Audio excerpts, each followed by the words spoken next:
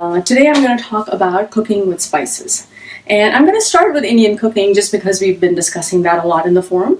But anything I say here is going to apply to almost every other cuisine. So it's not anything that's specific to Indian cooking, okay? And this time I am going to try to go slowly. I am speaking loudly, but I'm sure as I get more and more excited, I'm going to speed up, so you're going to have to bear with me. Okay, so in the Twosleevers forum, I did my usual thing. I asked the question and I said, what questions do you have about Indian cooking and what questions do you have about spices? And there was a list like this long that came from that. And I'm like, guys, we're trying to keep this down to a few minutes. So I may not answer all your questions, and that's fine. I will attack them another time. But I'm gonna start to hit the questions that I can, and we'll see where we get to. So can everybody hear? Is there more than just Dina and Gail in here? Are you guys all good? Because if you are, I'm kicking it off. Okay, so in terms of the topics we're going to cover today, I'm going to cover three things. One, I'm going to cover the different ways in which you can use Indian spices. Then I'm going to cover a basic on what do you really need. There's base level spices, there's level up ones. Which ones do you need to start with? And then what else can you use them for? So I hear a lot about people saying, well, I'm not sure if I'm ever going to use that again. And I'm going to show you some other ways in which you could use those spices so that you're not stuck with a whole bunch of cardamom that you don't quite know what to do with. Okay? So I see a few more people, so that's good, and y'all are saying you can hear me, so that's also good. All right, so let's start with the different ways to use Indian spices. So I'm trying to not complicate things too much, but I'll tell you, a single spice can be used in multiple ways, and every time you do that, it changes the flavor profile of what's going on. So a spice, now let's use cumin seeds as an example, okay? Cumin seeds can be used, they're mainly used fresh, but let's say cilantro. Cilantro seeds can be used fresh or dry.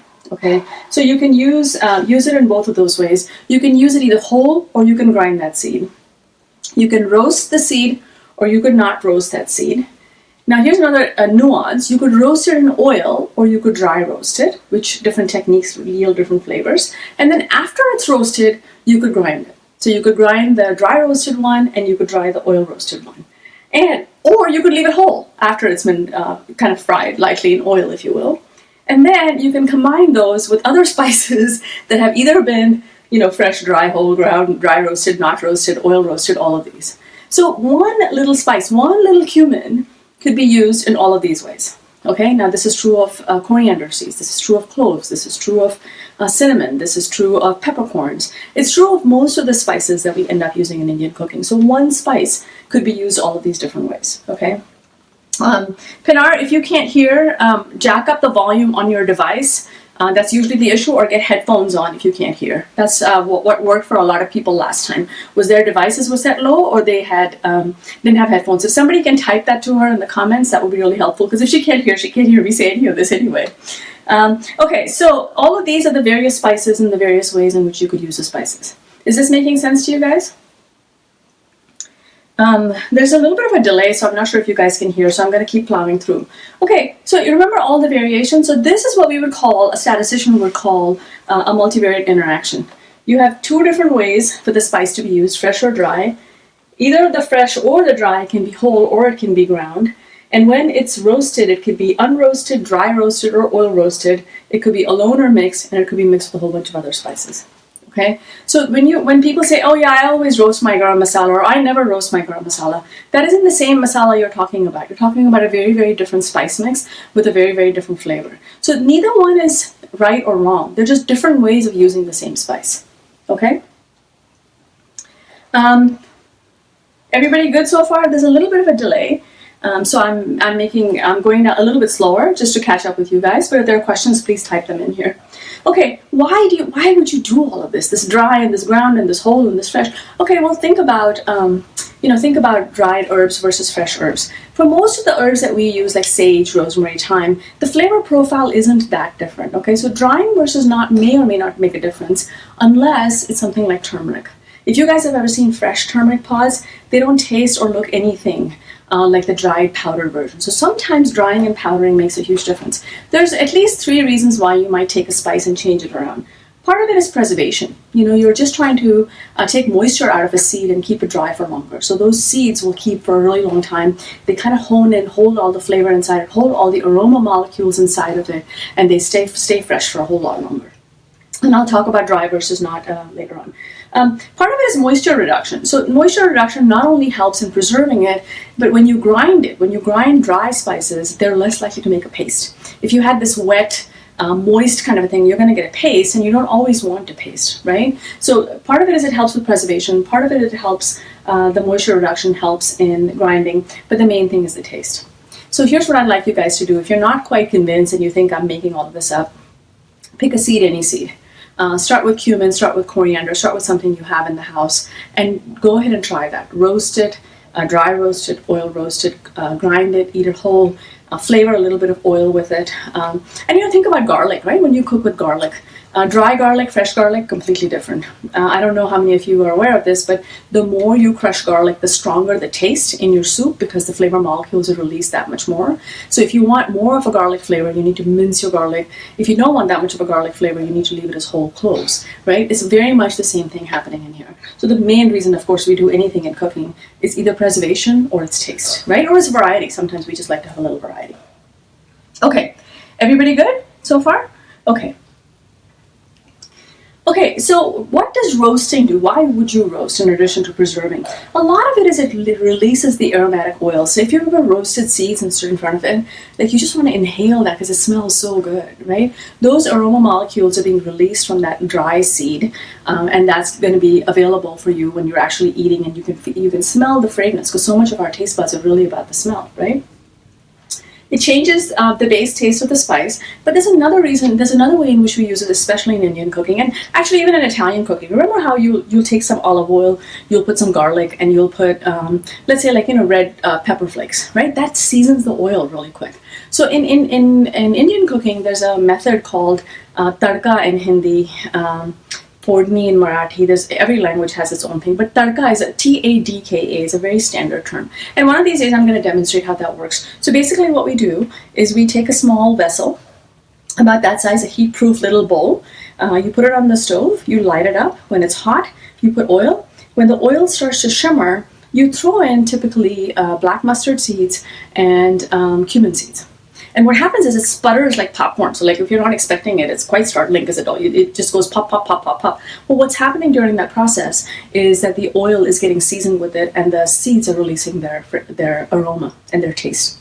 And it's not unusual for us to put turmeric in at that time because turmeric is one of those spices, it tastes really different raw versus quickly fried in oil a bit.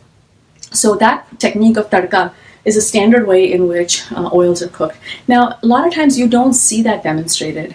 You don't see it called for much because I think people don't know when the seeds are popping or not, so I haven't called for it. But I will show it to you one day, and it's actually quite interesting to watch, and the fragrance of it is just something altogether different. Okay, so yeah, garlic is a good tip, right? Like all of us are used to working with garlic. It works very, very differently. Okay, so which ones do you really need?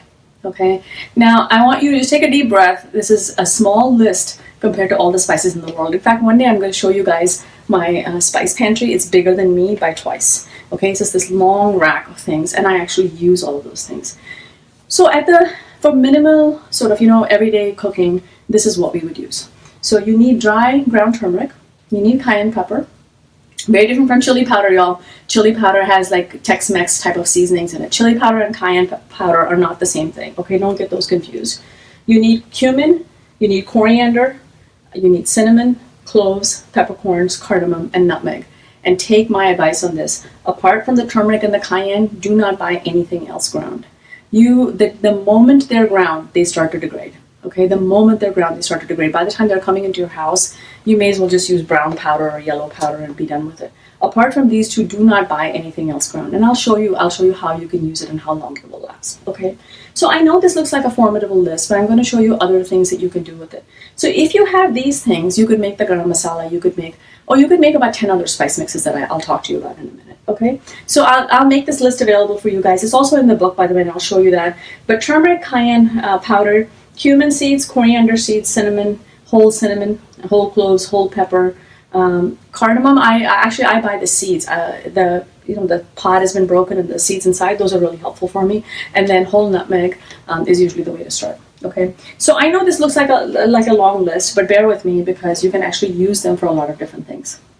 Now, a lot of times, I do want to cover this because every time I do this, people go, "Where's the curry powder? Wow, how come you're not talking about curry powder?" And then invariably people go, I don't really like curry. And it's very, very confusing to an Indian person. So as your Indian friend, let me give you a few tips. Never say chai tea, because chai means tea, so you've just asked for tea. Never say naan bread, because naan means bread. And please don't say you don't like curry, because here's what curry really means to us. Curry means any kind of meat or vegetable or lentil that has been cooked in water. That's it. It's got a little bit of a sauce at the bottom of it. And some of the times we're not even that particular. We'll call a relatively dry vegetable curry because it was made with a little bit of water while cooking. Okay, so when you say to me, I don't like curry, it's like somebody saying to you, I don't like entrees. And you're sitting there going, really? Which one? Which one do you not like? We don't have an entree powder. We don't have a soup powder in this country, right? We don't have a curry powder. What we do is we mix the previous spices that I talked to you in various combinations. So if you want to come across as super sophisticated and knowledgeable about Indian cooking, don't say you don't like curry. Okay, say I don't like turmeric, or say I hate the taste of cilantro, but don't say you don't like curry, because you're dismissing an entire 3 categories of foods. Okay, this is a very important tip from me to you. Okay, everybody good so far? Following? Okay, now here's what happened. Here's how the butter chicken came about. So I posted a recipe making butter chicken the normal way. And somebody said, I could never get all those spices. I'm not even sure where to get them. I'm not sure what to do with them. And I started to think about what to do about that. And I started to think about how to make it in the Instant Pot. And I thought, well, okay, there is something that is available that could sub for this. And instead of taking 4 or 5 or 6 different spices, I'll just show them how to make a mix. You make the mix once and it's available all the time. And as soon as I did that, people said, well, I could do that. I could grind the spice and I could do it. But then people said, I don't really want to grind it. I'm just going to buy it. And, things started to go a little bit off the rails at that point. But here's the thing. When you're making real butter chicken, you don't just put garam masala in it. You take whole cumin, whole cloves, whole pepper, whole cardamom, and you throw that in the mix, and it gets cooked in the sauce. Well, Indians from a very, very young age, we're trained to eat around the spices. So we don't just randomly put a thing in our mouth and chew down on the cardamom. It's absolutely horrendous if you do that. But most people here are not used to it, and I've watched my husband and my children just bite into a cardamom, and it ruins the taste of the whole meal. So I thought, well, okay, this is a good way to be able to sub it out. So when you don't do that, right, when you use, especially that private label garam masala, that's bright red and paprika, when you use that, you've essentially you've made Hungarian paprikash. You have not made butter chicken at that point. So if the chicken is tasting bland to you, you can put more garam masala and you can put more cayenne, and you can evaluate the quality of your garam masala, because that garam masala is a proxy for all of these things that should have actually gone in there. Okay? So you put bad garam masala, you're going to have tomato soup. You're not going to have butter chicken. So just be aware of that. And again, it's an easy way for me to introduce you to a range of cooking that uses whole spices without having you bite into a whole spice and then ruin your whole meal. Okay? Making sense? I'm not getting a lot of comments from people, so I'm hoping you can hear. If there's a problem, somebody flag me down. Okay? Okay, so people always ask me how long can spices last. I think all of us, if you've been cooking for a while, you know that you're not supposed to keep spices near the stovetop, which is where we typically do. You're supposed to keep them in a warm and dry place. But this is the main reason why I ask you to get whole spices. So whole spices will last for a year or more. Okay, as long as the seed is intact and is dry and well preserved, that spice will keep endlessly. The moment you grind them, the clock starts to tick. Okay, like these seeds have a biological clock that is ticking for effectiveness at this point. And 6 to 8 weeks later, you smell that. You smell this dusty smell. Try it one time. Open up one of your jars and smell whatever's in there, and then go get some fresh and grind it. And the difference is going to be night and day. You only need to do this once. You will never doubt me again on this one. I'm a very lazy cook, but I always grind fresh spices because the difference is night and day. If it's oil roasted, that oil starts to get rancid really, really fast. So there are certain masalas, like my father's from a state called Maharashtra, which is where Bombay is. And we make a black masala, which is in this book, that is actually oil ground. And you can smell it. You can smell it going rancid pretty quickly. So oil roasted things you need to use up in about 3 or 4 weeks. Ground spices you really want to use up in 6 or 8, and even that's really stretching it a little bit. You'll smell the difference. Once you make them fresh, you will know the difference. The whole spices will keep for a year. So yes, you might end up buying like a whole thing of cinnamon. There are other things you can do with that cinnamon, but it will keep forever versus buying the same thing in powder form. Okay? Everybody good? Okay. Bush one was photos. That is a while ago. They're probably still good, those spices. So they'll probably be. Effie, don't worry about it being up. I will post all of this on YouTube, and I will make slides available that you can download. So that my designer's working on a really easy format for you guys to be able to download all of this, so that you'll have it. So don't worry about. The professor will provide notes afterwards. How about that? I've taught college for a long time. I know how it is when you're scribbling to take notes. Okay. So if you're sitting there going, what the heck am I supposed to do with a whole bag full of cinnamon? Well, I'm going to show you. Because here's the thing. If you have whole spices, I'm going to show you how to make at least all of these dishes. All of these are on the blog.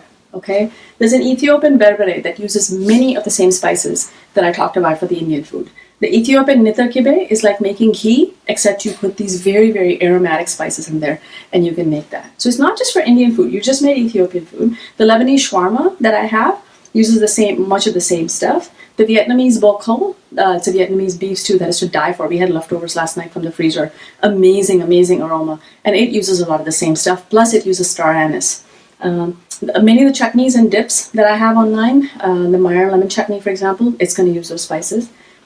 Apple pie, pumpkin lattes. I mean, it does not get more mainstream for us than apple pie and pumpkin lattes. They use many of the same spices. So whether it's cinnamon, cloves, cardamom, or nutmeg, all of those things use it. The arroz con pollo is going to use cumin and coriander. I have that on the blog.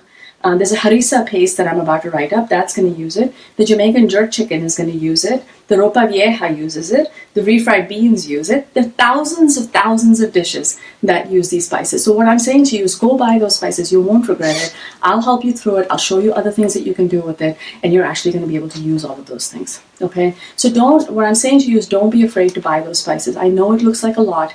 But once you accept that you're going to go into this way of cooking with a bunch of spices, it's going to open up a world for you that a simple bottle of garam masala simply is not going to.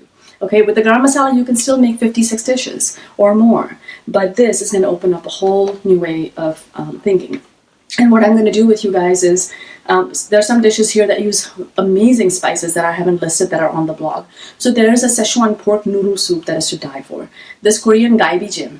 And those things use domanjang and gochujang, which are like these red pepper pastes. And I haven't talked to you about those because I'm trying to introduce you to the spices slowly.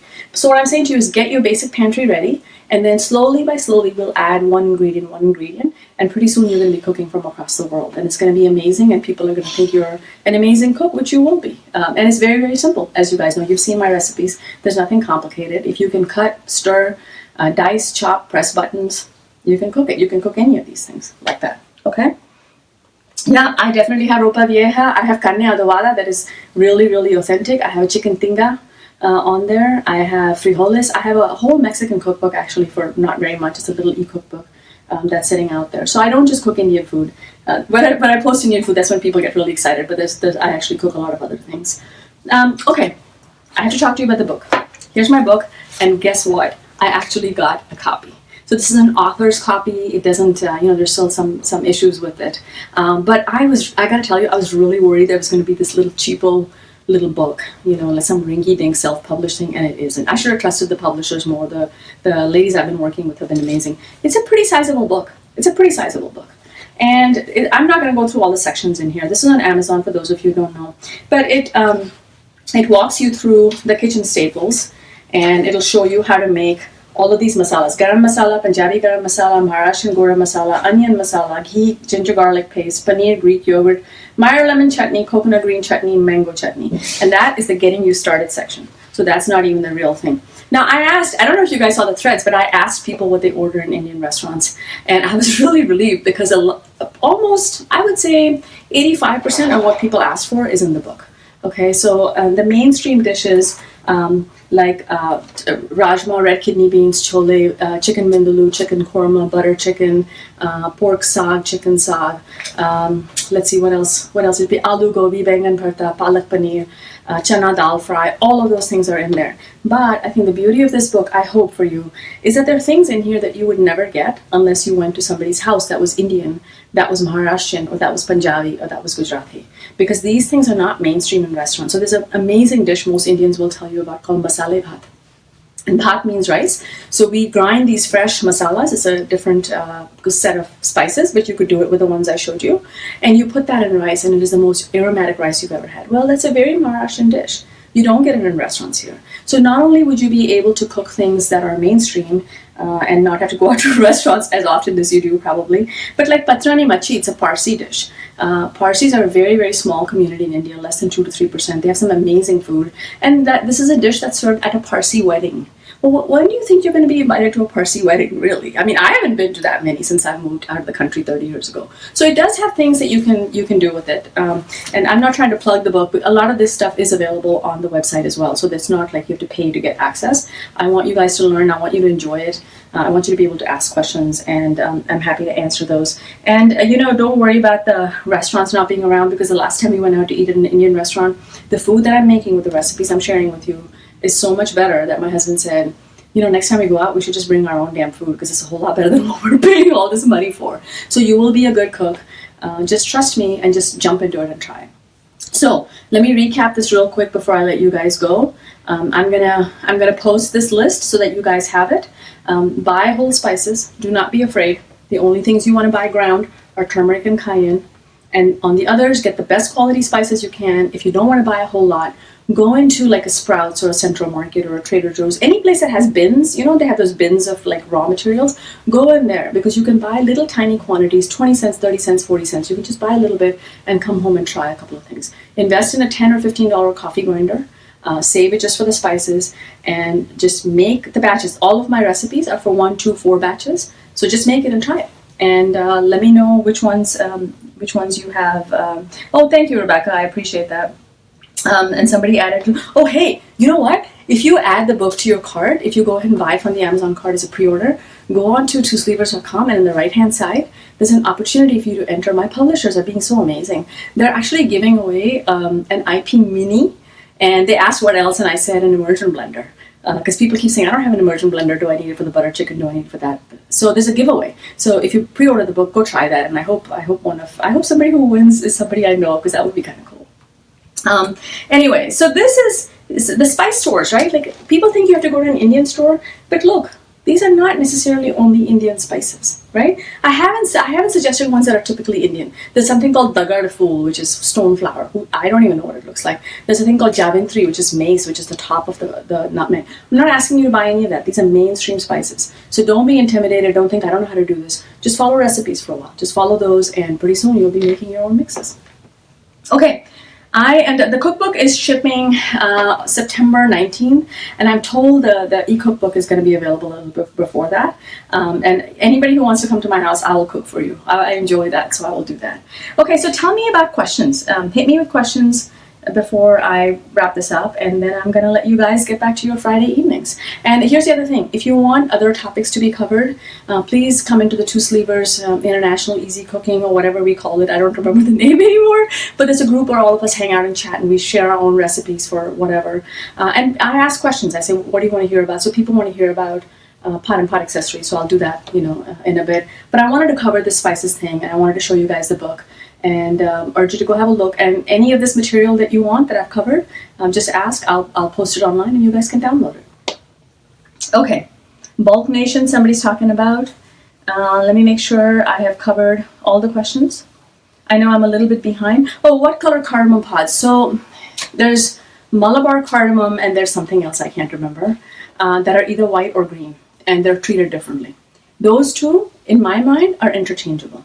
There will be a purist out there who will tell you that's not the case. But for me, white, green, there's a little bleaching. There's not, the one of them is a little bit round. The other one has a slightly triangular shape.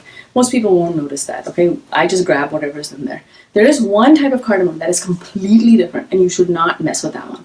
And that one is called badi elaichi. Elaichi means cardamom, badi means big. So this is called large elaichi, and it's about like that. It's jet brown, and it's kind of fibrous and hairy looking. And that one has a resinous, eucalyptus-like taste. That doesn't taste like cardamom. Now, we do use it in rice and stuff like that, but that one is distinct. Okay, so if you see something that looks that large and brown and fibrous, and you're like, what is that? If it says cardamom on the outside, that's a very distinct one. Other than that, white, green, fairly interchangeable. Oh, one more thing. Those people that hate cilantro or that are allergic to cloves, allergic to cinnamon, they always ask me, can I make this recipe without? See, here's the thing. By the time you put all of this in, a good dish, you should not taste it and go, oh, cinnamon, right? Unless it's like rice pudding. But even for that, there should be nuances. If you're allergic to something and you're not sure you're going to like it, don't put it in. Just don't put it in. Put parsley for the cilantro, put something else for it, leave it out. Put allspice instead of the cloves. Allspice is a good substitute for things that people are allergic to. So don't worry about it too much. There's no one flavor that's typically predominant in your Indian cooking. There's an odd dish that might be, super heavy in cardamom or something. But just leave out what you don't like and enjoy what you make and take care of your family and take care of their allergies. So don't worry about leaving out one odd ingredient is all I'm telling you. Okay? Yeah, well, recipe for cardamom tea. Okay, so Jeannie, I do have a masala chai recipe on the blog, and it has a bunch of different spices that you can steep in it, and you can make it in the Instant Pot actually, so that you don't have to stand there and stir because it's extremely tedious to have to do that. So I do have that as well.